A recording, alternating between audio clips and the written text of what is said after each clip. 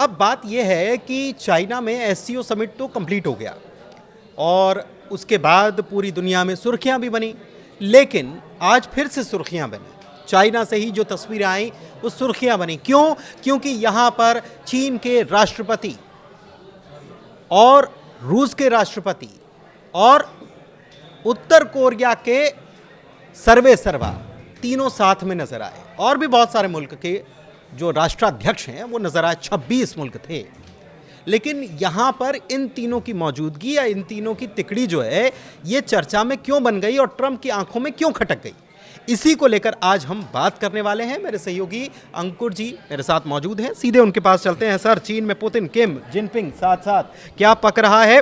क्योंकि ट्रंप कह रहे हैं कि जरूर कुछ खिचड़ी पक रही है। मेरा नमस्ते कह दें। आप सोचो पुनीत के किम जोंग उंग चीन में है और वो बाकायदा अपनी ट्रेन से आए हैं। उनकी जो ट्रेन है 20 घंटे का सफ़र करने 20 घंटे का सफ़र, वो कोई प्लेन से नहीं आए।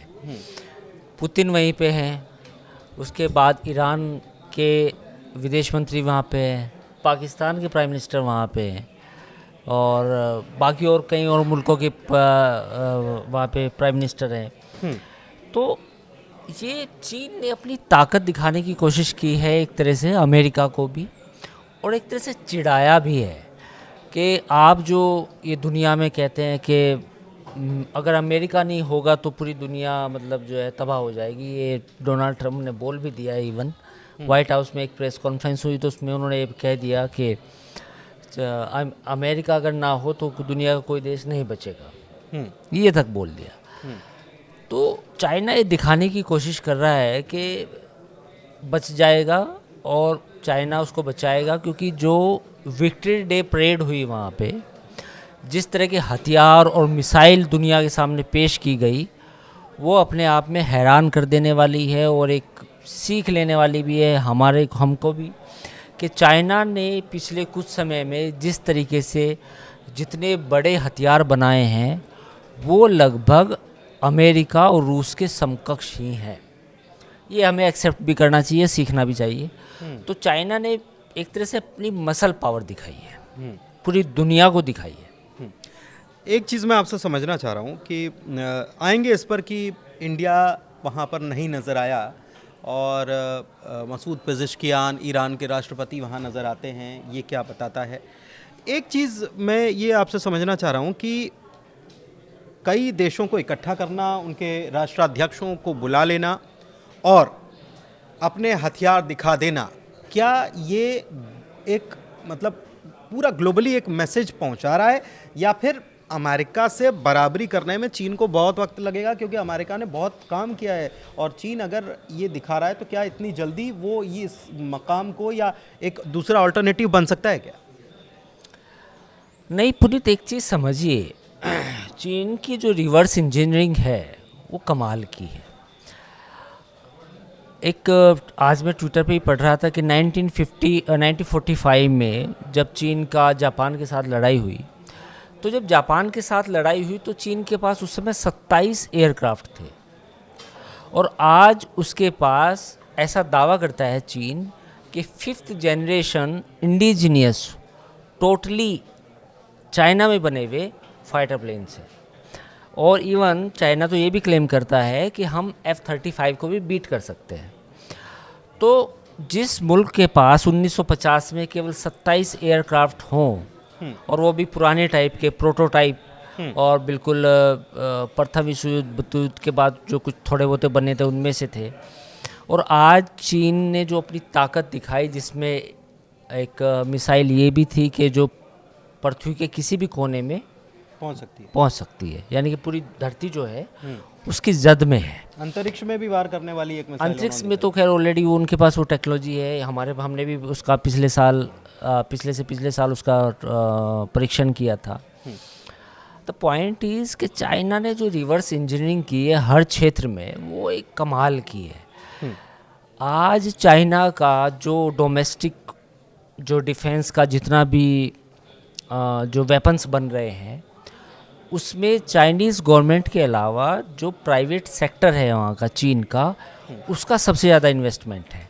यानी कि जो प्राइवेट चाइनीज़ डिफेंस कंपनीज़ हैं, उन्होंने खूब पैसा भी बनाया है, खूब इन्वेस्ट भी किया है, और दुनिया के जितने भी बड़े वेपन हो सकते हैं उसको रिवर्स इंजीनियरिंग करके उसको मेड इन चाइना बनाया है। तो ये एक वो चीज़ है जो मुझे लगता है कि ये बड़ा एक टेक अवे है from the victory day parade. Victory day parade से ये हमारे लिए सबके लिए बड़ा एक लेसन है कि चीन ने जैसा तरक्की की है, जैसी तरक्की की है, वो भी हमें करने की ज़रूरत है। और ये वक्त का तकाजा है ख़ासतौर पे इंडिया के लिए कि एक तरफ आपके चाइना है, दूसरी तरफ पाकिस्तान है, और तीसरी तरफ अमेरिका भी है जो आपको उंगली कर देता है या परेशान करता है। तो ऐसे समय में जब हमारे पे दबाव है तो हमें अब समझना पड़ेगा कि R&D, साइंस, इनोवेशन में इन्वेस्टमेंट करना पड़ेगा। अच्छा, ये तो ठीक है, भारत के लिए संदेश है। एक चीज़ मैं आपसे समझना चाह रहा हूँ कि रूस जो है वो खुद अपनी एक ताकत, या इसके पहले अमेरिका के ख़िलाफ़ अगर कोई दूसरा खेमा खड़ा होगा तो वो रूस का खड़ा होगा, ये माना जाता था। लेकिन अब रूस चाइना के साथ खड़ा जो हो रहा है, ये इसके पीछे क्या है भाई? रूस की भी एक हसरत थी कि मैं ऑप्शन तो अमेरिका का बन जाऊं, लेकिन अब चाइना अगर बन रहा है और रूस उसको सपोर्ट कर रहा है, ये क्या स्ट्रैटेजी? देखिए, कुछ चीज़ें आप सब कुछ नहीं कर सकते, उसका रियलाइजेशन होता है। तो रूस का रियलाइजेशन ये है कि मेरे पास अभी, देखिए उसके पास कई अभी रूस की दिक्कतें हैं। उसकी पॉपुलेशन इतनी बड़ी नहीं है, इतनी ज़्यादा नहीं है कि जो बहुत सारा काम वहाँ पे शुरू हो सके, इकोनॉमिक एक्टिविटीज़ हो सके। ये बात अलग है कि रूस के पास दुनिया के सबसे ज़्यादा तेल भंडार हो सकता है, गैस का भंडार हो सकता है, रेयर अर्थ मटेरियल हो सकते हैं, बट अभी उसका दोहन करने के लिए उतना ना पैसा है ना लोग हैं। तो रूस की प्रॉब्लम ये है। तो रूस को मालूम है कि अमेरिका के साथ जो टक्कर वो ले रहा था as a USSR, as a Russian federation, वो अभी नहीं ले सकता। वो काम कर रहा है चाइना। चाइना ने इकोनॉमिकली जो ग्रोथ की है पिछले कुछ समय में, वो अनप्रेसिडेंटेड है। तो वो चाइना और रूस एक ऐसा कॉम्बिनेशन बनना चाहते हैं ताकि वो अमेरिका का एक श्योर शॉट विकल्प हो। तो दोनों मुल्कों के बीच में जो नज़दीकियाँ हैं, उसका एक ही विलेन है और उसका नाम है अमेरिका।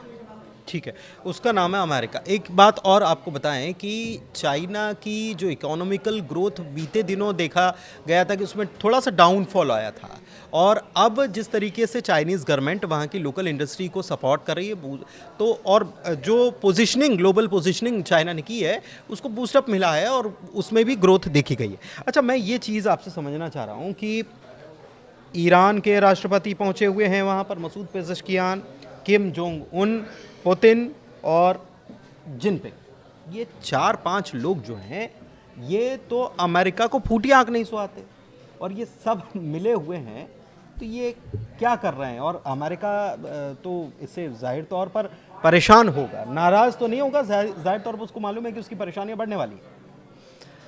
देखिए, ये जो कॉम्बिनेशन आपने बताया, ये कॉम्बिनेशन बिल्कुल वही है कि जो हम ये मान के चलें कि एक तरफ ईरान है, एक तरफ पाकिस्तान है, एक तरफ रशिया है, एक तरफ कुछ फॉर्मर सोवियत यूनियन के देश हैं। इसमें जापान नहीं है, इसमें अमेरिका नहीं है, इसमें विक्ट्री डे परेड में बात करें तो इंडिया भी नहीं है, और इसमें अगर हम और बात करें तो इसमें नेपाल है, इसमें मलेशिया है। तो ये तमाम वो मुल्क हैं जो कहीं ना कहीं चीन के इन्फ्लुएंस में है, और चीन इन्फ्लुएंस करना भी चाहता है। और दूसरी बात ये है कि चीन का पूरा जो गेम प्लान है पूरी दुनिया में, जो उसने वन बेल्ट वन रोड जो रोड बनाया था, उसका जो चीन की मैन्युफैक्चरिंग थी, पूरी इटली तक उन्होंने एक रोड बनाने की जो परिकल्पना की है, चीन का प्लान यही है कि अगले 20-30 सालों में हम दुनिया की सबसे बड़ी इकोनॉमी बने, अमेरिका का दबदबा ख़त्म हो जाए, और केवल अमेरिका एक मिलिट्री पावर बन के रह जाए, पूरा का पूरा इकोनॉमी हमारे पास हो। और एक दिन वो आए कि अमेरिका की जो इकोनॉमिक पावर है वो जैसे ही कोलैप्स होगी, तो as a country US military power, वो भी धराशायी हो जाएगी।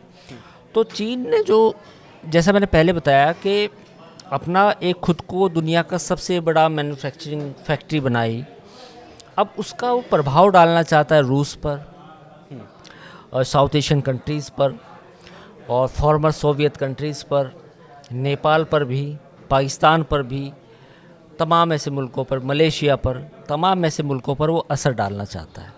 क्योंकि एससीओ एज ए ऑर्गेनाइजेशन अगर कोई कंट्री है जिसकी पहल पे ये एससीओ बना तो वो बीजिंग है, शंघाई कॉरपोरेशन, इसका नाम भी शंघाई से है। तो ये अमेरिका का विकल्प बनने की तैयारी है। और आप इसका अंदाज़ा इस बात से भी लगा सकते हैं, जैसे मैंने पहले भी कहा कि भारत के साथ वो क्या धमकी चल रही है, वो एक अलग लेवल का गेम है। लेकिन डोनाल्ड ट्रंप चीन को कोई धमकी नहीं दे रहे। अच्छा, ये चीज़ है, डोनाल्ड ट्रंप चीन को धमकी नहीं दे रहे हैं, वो जान रहे हैं, ताकत भी समझ रहे हैं, लेकिन फिर डोनाल्ड ट्रंप कह देते हैं कि भाई चीन को हमसे ज़्यादा ज़रूरत है हमारी, वो ये भी कहते हैं। इसके इतर एससीओ में इतनी ताकत दिखाने की ये पूरी दुनिया को एक सीधा मैसेज है। चाइना ने दिखाया भी कि जिस तरीके से उनका अटायर था शी जिनपिंग का, वो भी एक मैसेज दे रहा था, माओ की याद दिला रहा था। मैं आपसे ये समझना चाह रहा हूँ कि ये सब हुआ, भारत एससीओ में तो गया लेकिन यहाँ पर मौजूद नहीं था, प्रधानमंत्री गए लेकिन लौट आए, क्यों नहीं उन्होंने इसमें हिस्सेदारी निभाई? नहीं, ये तो चाइना का डिसीजन होता कि वो प्रधानमंत्री नरेंद्र मोदी को लाना चाह रहे हैं या नहीं लाना चाह रहे, वो तो बुलाए शायद। मुझे एससीओ के देश गए हैं तो शायद नहीं, ऐसा नहीं, ये अलग था, ये दोनों इवेंट बिल्कुल अलग थे। एससीओ का इवेंट अलग था और ये जो विक्ट्री डे परेड है ये बिल्कुल अलग है, तो दोनों इवेंट्स अलग थी।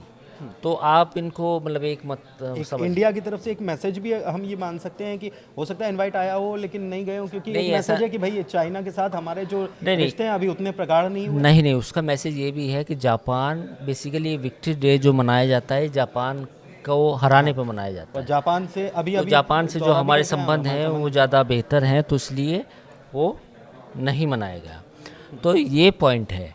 तो इस पॉइंट का मतलब ये है कि जापान के साथ चूँकि हमारे संबंध अच्छे हैं, तो उस विक्ट्री डे परेड में हम इंडिया अगर शामिल होता तो फिर कहीं ना कहीं जो हमारा सहयोगी है जापान, उसके साथ रिश्ते थोड़े से ख़राब हो सकते थे। और अभी इन्वेस्टमेंट, बड़े इन्वेस्टमेंट के अगले 10 साल के लिए इन्वेस्टमेंट की बात प्रधानमंत्री कह ही चुके हैं। कुल मिलाकर आज हमने समझा कि जो विक्ट्री डे परेड है उसके मार्फत, उसके ज़रिए चीन क्या दिखाने की कोशिश कर रहा है। अमेरिका ये कह रहा है कि कुछ खिचड़ी तो पक रही है, उन्हें मेरा नमस्ते करना, ट्रंप ने ये कह दिया है। लेकिन बात क्या यहाँ पर ख़त्म हो जाएगी, या फिर जो सताए हुए हैं अमेरिका के, वो जब चीन के पाले में खड़े हुए हैं तो क्या कुछ नया गेम होने वाला है आने वाले दिनों में, और ट्रंप इस गेम का जवाब कैसे देंगे, इसको देखना होगा। फिलहाल इस चर्चा को यहीं करते हैं समाप्त। बहुत धन्यवाद।